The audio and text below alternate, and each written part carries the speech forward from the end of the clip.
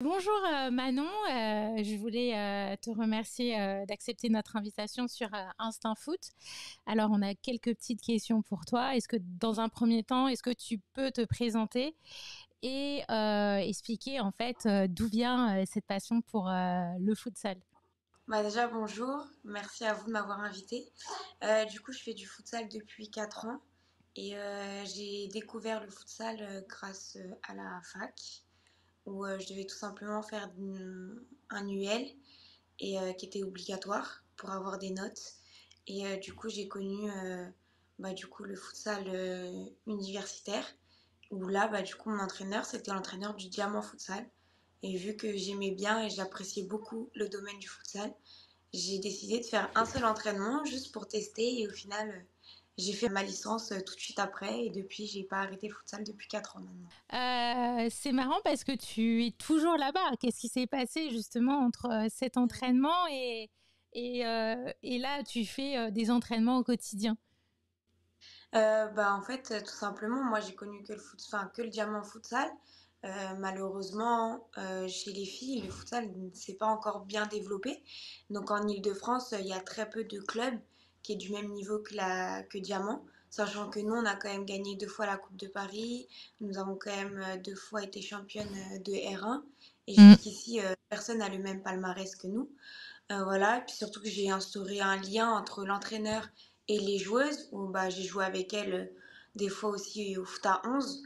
Donc je me sens bien et puis je continue d'évoluer dans le futsal et surtout à Diamant parce que je suis jeune et que, comme tout le monde dit, c'est l'avenir du club. Mais justement, pour un côté un peu négatif, tu étais un petit peu absente des terrains. Comment tu te sens maintenant sur le terrain? Est-ce que tu as retrouvé toutes tes sensations? Est-ce que tu es prête à de nouveaux challenges? Après 11 mois, c'est sûr, de blessure, le tout premier match, je m'en rappelle encore comme si c'était hier alors que c'était quand même au mois de janvier. C'était incroyable. J'ai pas repris moi toute seule au final. C'est comme si que c'était l'équipe qui avait repris entièrement. Les filles, elles m'ont soutenue de A à Z de ma blessure. Mon tout premier match, quand je suis rentrée sur le terrain, toutes les filles m'ont applaudi.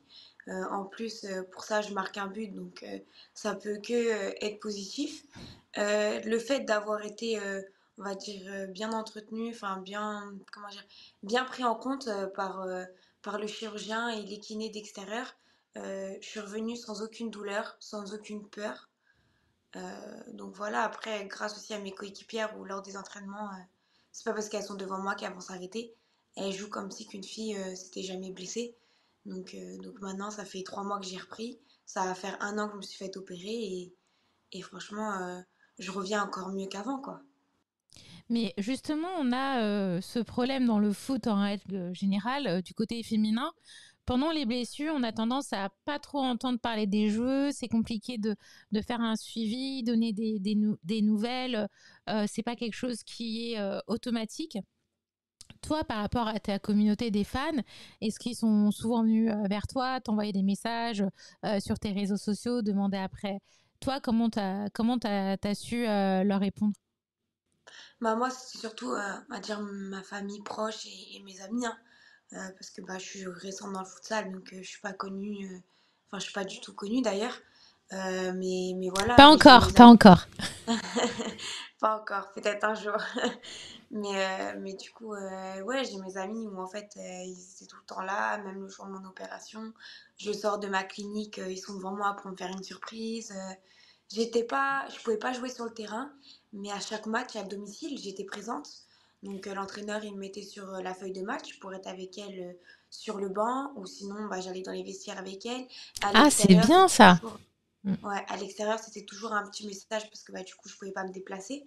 Donc, toujours un petit message pour leur dire que j'étais là. En fait, j'ai pas pu jouer, mais j'ai jamais rompu le lien que j'avais entre les filles. J'étais pratiquement, voire même tout le temps là. Bon, aux entraînements, bien sûr, je vais pas me déplacer pour un entraînement, mais au moins au match, à domicile, j'ai été présente.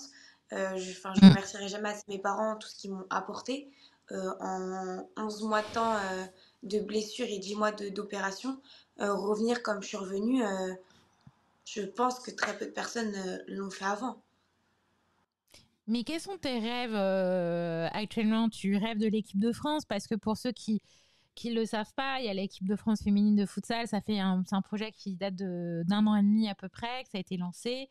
En ce moment, elles sont à Besançon pour des matchs qui sont très très importants que je suis sûre tu regardes avec beaucoup d'intérêt.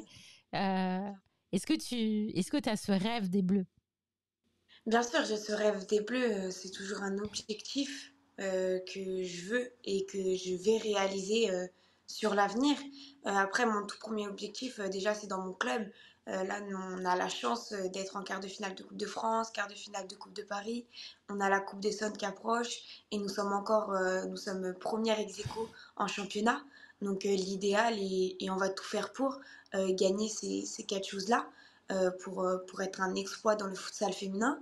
Et après, grâce à ces performances-là, essayer de se faire voir par le sélectionneur et pourquoi pas y intégrer la fin de l'année ou l'année prochaine.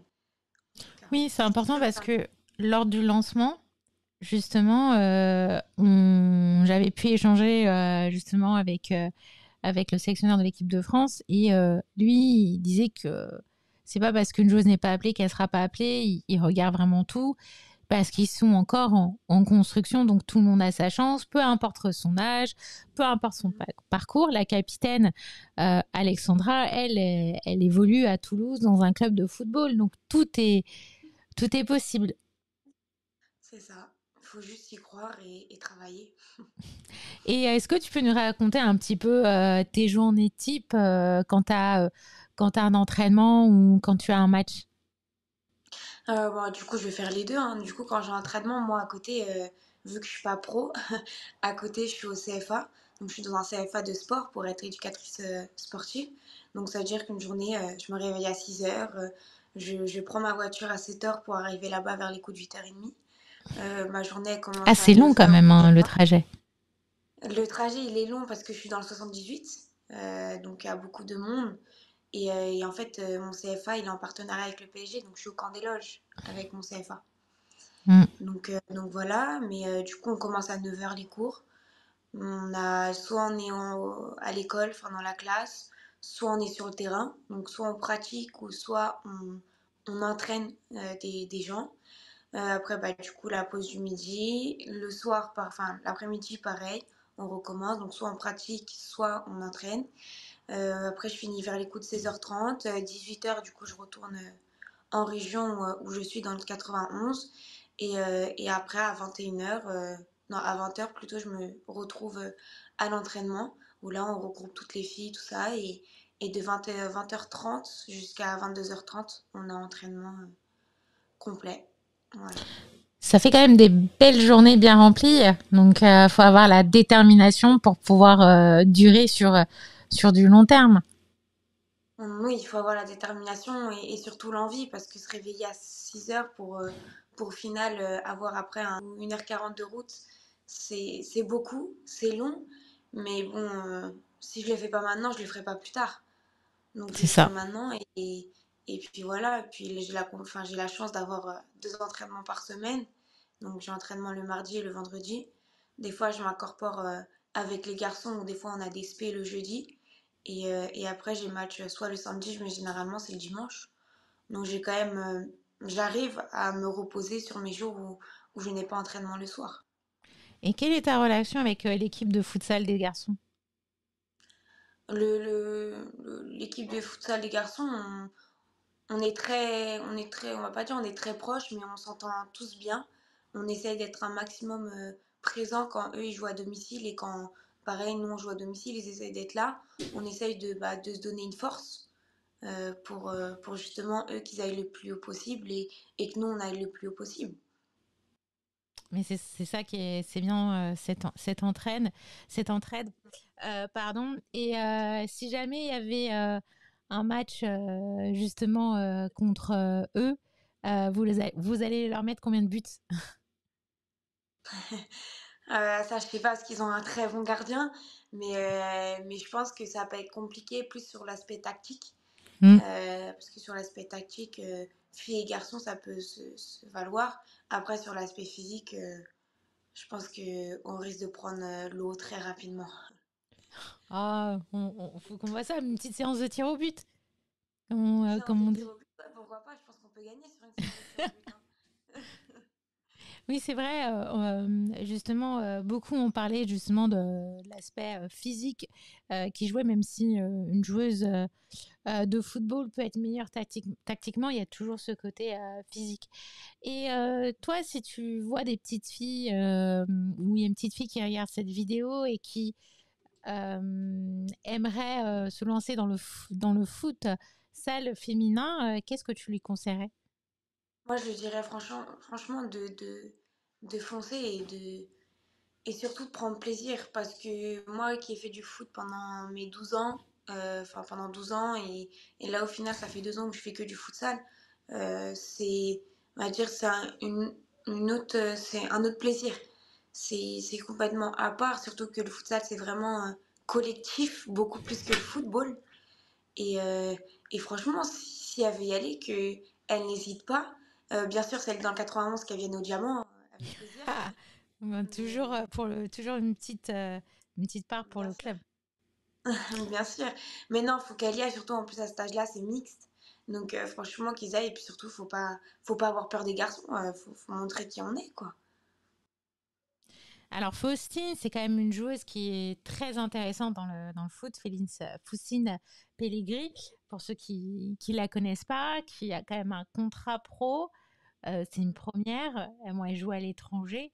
Est-ce que c'est pas un peu le futur modèle du futsal féminin?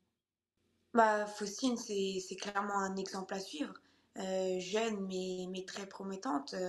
Elle a un parcours franchement nickel. Enfin, elle a commencé futsal à Nantes et là, elle se retrouve à Kick-Off en Italie. C'est tellement incroyable et même ses performances, elles sont bien. Déjà, bah, c'est la meilleure buteuse de l'équipe de France. Donc, je pense que sur le terrain, on la connaît pas, mais on sait qui c'est. Donc voilà, franchement, c'est pour moi, c'est clairement, et j'ai pas honte de le dire, c'est un exemple à suivre. C'est une très très bonne joueuse, que ce soit physiquement, tactiquement, mentalement, et même extra. C'est une fille qui a, entre guillemets, pas la grosse tête et qui a la tête sur les épaules, comme on dit. Et pour elle, elle est au final, entre guillemets, comme toutes les autres filles de l'équipe de France, sachant que c'est la seule à avoir un contrat pro futsal. Ouais, c'est pour ça que c'est important de la mettre en avant et on espère qu'elle va ouvrir la voie à d'autres joueuses. En tout cas, merci à toi d'avoir répondu favorablement à notre invitation. On te souhaite plein de bonnes choses dans le futsal féminin, voilà. Et si jamais vous voulez vous joindre à cette aventure de futsal et que vous êtes en Île-de-France, on va chez Diamant Futsal, c'est ça? C'est ça. Voilà, le message est passé et on espère que, bah, que vous allez encore faire une très belle saison cette année. Et bon retour à Bah, toi. merci beaucoup, c'est gentil.